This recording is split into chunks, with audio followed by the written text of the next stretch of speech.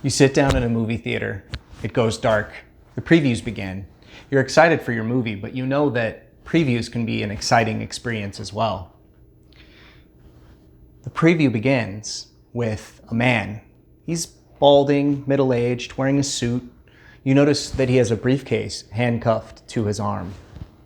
And he's traveling through an airport, looking over his shoulder the whole time. Eventually he's on a plane, looking over his shoulder as he puts his briefcase underneath his seat, still handcuffed. He gets on another plane, checks, over his shoulder each time. Eventually you find him on a single-engine Cessna with just him and a pilot. They fly into the middle of a forest and land. He gets out, pilot takes off, leaving him there in the middle of this forest. He hikes a little bit till he finds a hidden Jeep that is hidden under a cloth. He knew where it was the whole time. Flips this off, gets in the Jeep and starts driving. It's getting dark as he reaches a cabin. A man walks out onto the porch of the cabin. He says, "How do you find me?"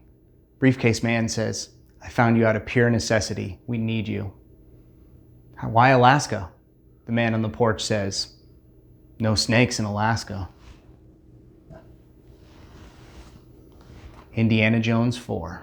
That's my pitch, and it would have been a lot better than Crystal Skulls. But let's make an Indiana Jones cocktail.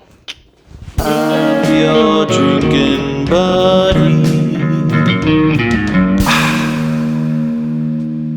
All right, drinking buddies, so let's go ahead and make this Indiana Jones cocktail. And I've been tweaking this recipe for a little bit to try to get it perfect for flavor. The theme is a little bit shaky. I tried to use gin because it's kind of a worldly spirit that, people will enjoy across the world when they're adventuring around. And limes for, a tropical element, since Indiana Jones is often in, tropical areas, trying to get statues from hidden temples, etc. At any rate, the drink tastes amazing, and I tried to make it as on theme as possible. But we're gonna begin with 1.5 ounces of gin. And then we're gonna get some lime in the party here.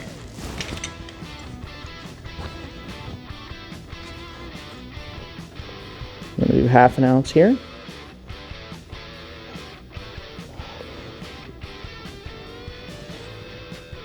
Perfect. 1/2 ounce of lime. All right, next up we're gonna go ahead and do 1 ounce of Grand Marnier.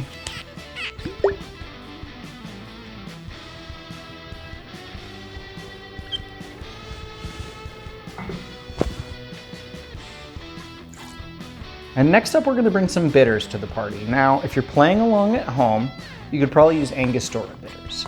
However, I got these awesome strong water bitters, and I really, really like the sound of the Virtue bitters. And it just seems fitting for Indiana Jones to use Virtue bitters because of how awesome and virtuous Indiana Jones is. And these are made with rose, sage, holy basil, chrysanthemum, blessed thistle, and lemongrass. And I'm just really excited to use them in a cocktail. I tried this earlier and it tastes awesome with this application. Like I said, if you don't have these crazy rare Virtue bitters at home, you could probably use Angostura. You're gonna end up with a different cocktail than what I have, but it'll be kind of similar. So let's get, it's about, with these squirt tubes, it's a little harder to tell. I did about 4 dashes. All right, drinking buddies, so we have our cocktail. I have a couple more things that we're gonna put in our special glass, but this is what I've got so far.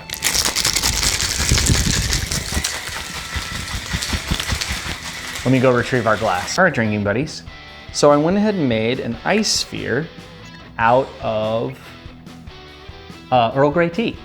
And I chose Earl Grey because I love Earl Grey, and I think it's something that an adventurer would drink.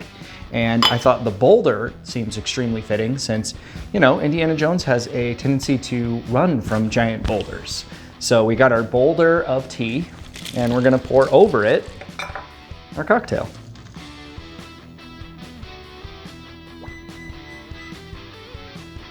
All right, drinking buddies. So we have the Indiana Jones cocktail. The cocktail surrounded by a giant boulder of tea.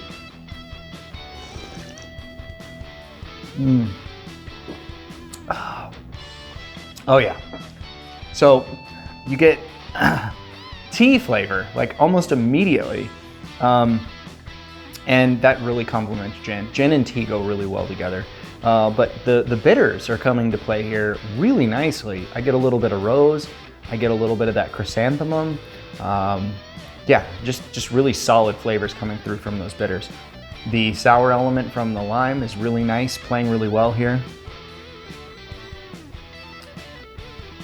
Gin's coming through pretty nicely.